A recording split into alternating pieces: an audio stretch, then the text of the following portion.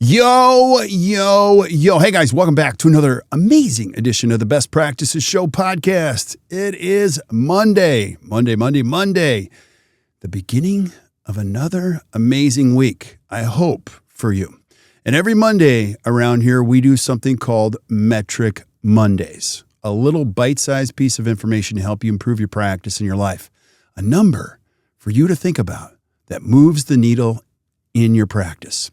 And do you know there's a number that when you get it right, you can reduce patient attrition, predict future success, and save thousands of dollars on failed recall attempts. It's called pre-appointment percentage. Now, this is a big one, and it's a relatively new one if you've been in dentistry for a long time. But it gives us a good indication of how successful you're going to be as a practice in the future. So please listen up. I hope you guys enjoy this, and we'll see you soon.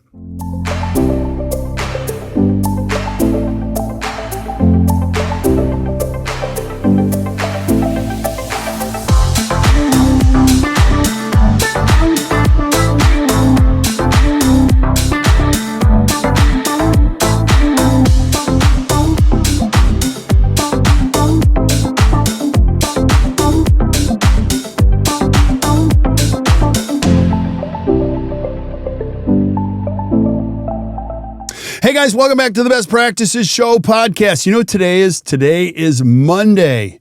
It's the beginning of hopefully an amazing week for you.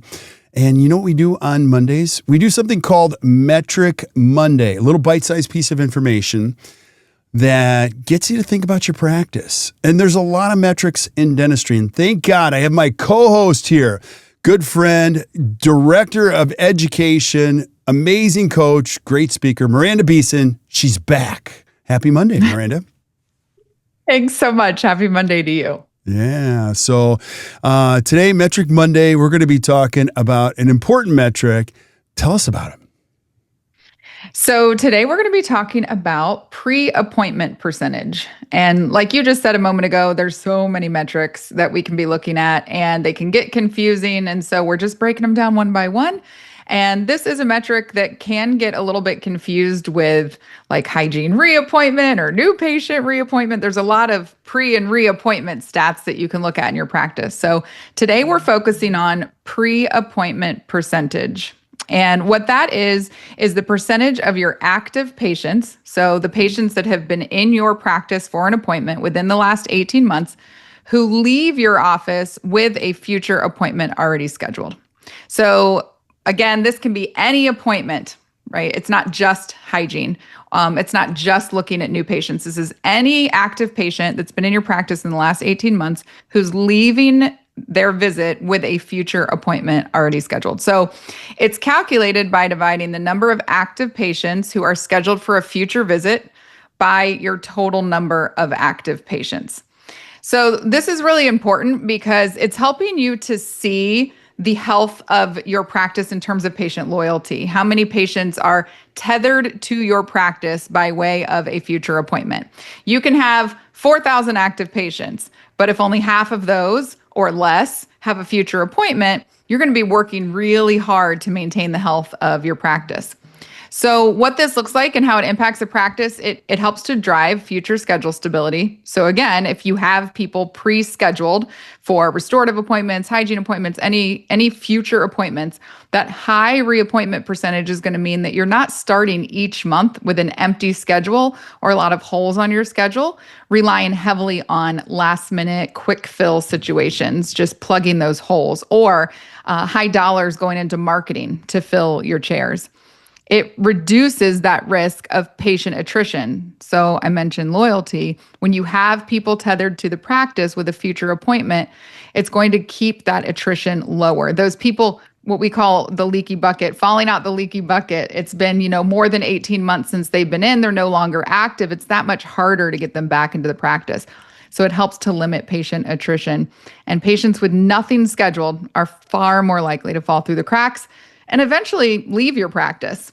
A lot of times, by the time they need a dentist, Either one, you don't have availability, or two, they've gone and found somebody else. They complained to their friend about something and they've gone and found another dentist. So when you keep them tethered to your practice, it keeps that loyalty, it keeps that patient retention, and it helps with, again, schedule stability, forecasting, knowing where you're going in terms of financial health as well. Yeah, this is one of those new ones. If you've been in dentistry for 3 decades, like I have, this is one of those metrics that we didn't even know about. We didn't know how to calculate it.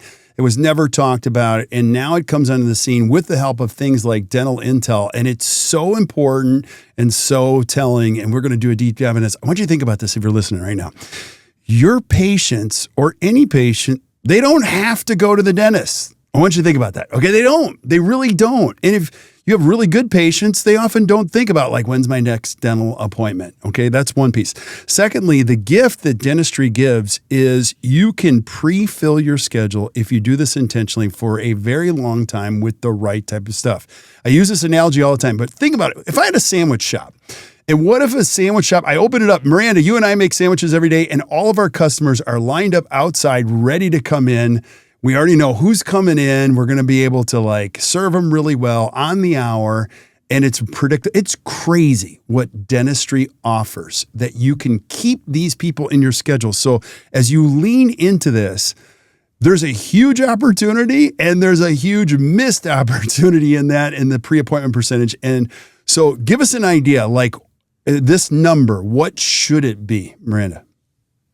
Absolutely. And I want to piggyback on what you just said for just a moment, in that you're exactly right. We can't highlight enough that people are not thinking about us as often as we are thinking about patients. We're always concerned in the dental practice of who's in our schedule. Do we have enough patients? Do we have enough production? Whatever happened to Mr. So-and-so? Well, Mr. So-and-so probably hasn't thought about us at all, because everything's feeling good, everything's going fine. And by the time you do catch up, they're like, no way, it's been 2 years.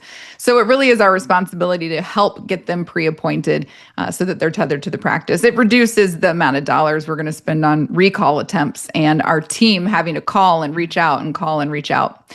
So we know this is going well when we are having a pre-appointment percentage is above 65%. So the benchmark is in the industry is 65% or more of your active patients. You really want to be pre-appointed for future visits. So when that's going well, when you're at that 65% or more, typically what that looks like is your team is consistently scheduling the next visit before the patient leaves. It's the default. It is not an option. It's not a consideration. It happens every single time, right? Unless the patient's moving or they're a snowbird or something like that, which I would actually argue you could still schedule them for next summer or next winter. But yeah, so the team is consistently scheduling. That means your assistants are scheduling the delivery, before the patient leaves from their crown prep. If it's the crown delivery, they're scheduling the next restorative procedure. Your hygiene team is pre-scheduling the future hygiene visits. Your hygienists and your administrative team are confident using patient-focused language that builds value in the next visit.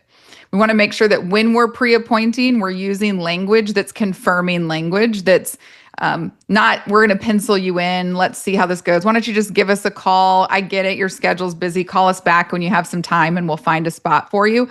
We really want to make sure the team's aligned on having that high value, confident, patient-focused language. And so when your number is 65% or more, that's likely happening more often than not in your practice. And the unscheduled patient list is probably being worked actively. Your hygiene recare follow-up, your patients going inactive, your unscheduled treatment or unscheduled patient list, they're called different things based on the way that you've designed your systems or your practice management software. But you are likely having an administrative team and possibly even your clinical team support those follow-up systems so that when patients do fall through the cracks, we're getting them back into the schedule and they have a future appointment. Yeah. Now, when it's not going well, right, when it's under 65%, typically that means patients are leaving without scheduling. A lot of times we're being told, just give us a call when you're ready, or they say, oh, I don't have my calendar with me. The other thing that can happen is when a patient cancels, your team may not be rescheduling them in that moment. And so they were scheduled and now they're not. And so little things to adjust how we respond to cancellations can help impact this metric. A lot of times it just comes down to the team lacking clear expectations or accountability for, again, it being the default that we need to schedule. If we don't express that as part of our patient workflow, that the end of that workflow is resulting in them scheduling their next visit, and then that's a piece of accountability and expectation, then we can't really hold them to that either. So if nobody's reviewing those follow-up systems or looking ahead to make sure there is accountability to the default of pre-scheduling, you're going to end up in a position where that number's not going well and you have holes in your schedule and you have people just falling out the bottom of the bucket and patient attrition. And then you have to spend a lot of money to get new patients, right? Because you've lost the patients that you used to serve.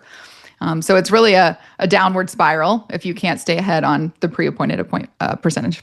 Yeah, so well said. I think a couple things that I'll piggyback on what you said is like the efficiency factor of your entire practice skyrockets when everybody understands clear expectations around you. These people have to be scheduled. They have to leave with an appointment. So if you're a dentist, if you're new to this, owning a practice, like that's a mantra you have to have. Everybody has to leave with an appointment because team members don't know. A lot of times they've never been trained or they think we're just so busy anyway. What does it matter? And so be consistent on that side of things. I also love what you said. I want you to go back to this. Strong language is really important. Language matters.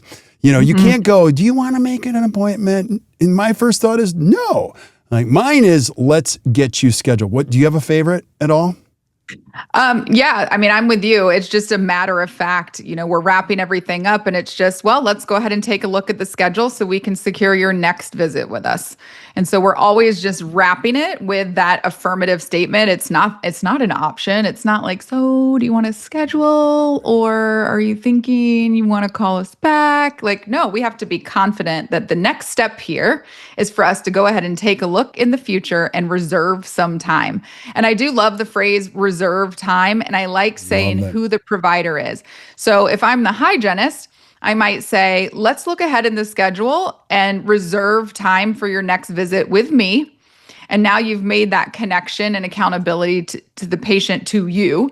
Now, if it's not me, the hygienist scheduling, if I'm an administrative team member, perhaps I'm scheduling for the doctor or for the hygienist. I'm going to say, let's go ahead, take a look at the schedule and reserve your time with Dr. Awesome or reserve that time with Michelle, because we want to make sure that they hear it as a reservation and it's connected to a provider, to a person, because people are much less likely to want to disappoint a person that they feel respect for or a kinship with. So when you can use that language, it really builds value about that next visit. They're more likely to keep it also.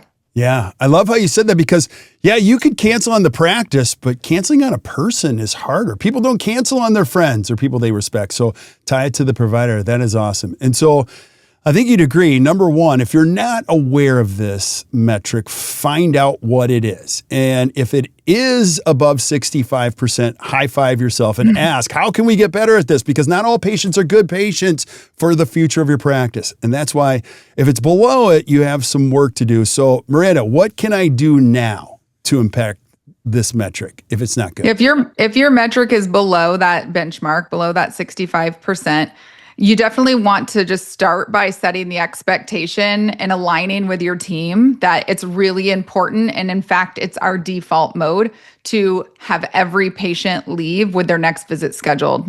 And you made a really great point. Sometimes teams will say, well, our hygiene schedule is so busy, I'm scheduling 10 months out. Yes, you are. However, if we don't pre-schedule them now, by the time they do call back or we chase them down, it could be 18 months or 2 years before they get in. So it's also better for the patient, even if you're busy, to go ahead and find that pre-appointed slot for them and reserve that time. The other thing, aside from just creating that line in the sand that this is an expectation, if you haven't done that yet, just do it now. And starting now, we can start to hold everyone accountable to that. The other thing is, again, using outcome-based language when scheduling. Tying the appointment to the patient's health. If they've shared their goal with you, tying it to the goal, not just you're going to be due in 6 months or you're going to be due by this date. A lot of times we get hung up as clinicians, especially on that due date, just based on the turn of the calendar and the 1960s toothpaste commercial about twice a day, twice a year. But what we really want to do is customize the conversation so that the patient knows how important this next appointment is to whatever their health goal is. So, Mr. Jones, you shared with me that it's really important to you to keep your teeth. I know that was a rough experience for your parents. We're going to do everything we can to help take care of that for you. To help you do that, we're going to go ahead and take a look at the schedule and see if we can't reserve some time in 3 months with Michelle, our hygienist, so that we can keep you on track. And you're elevating the language, you're building the value around the appointment, not only so that they'll schedule now, but also so that hopefully they'll maintain that appointment. So you're going to set clear expectations that it's default here that we pre-schedule the next appointment. You're going to use that outcome value-based language when reserving the next appointment.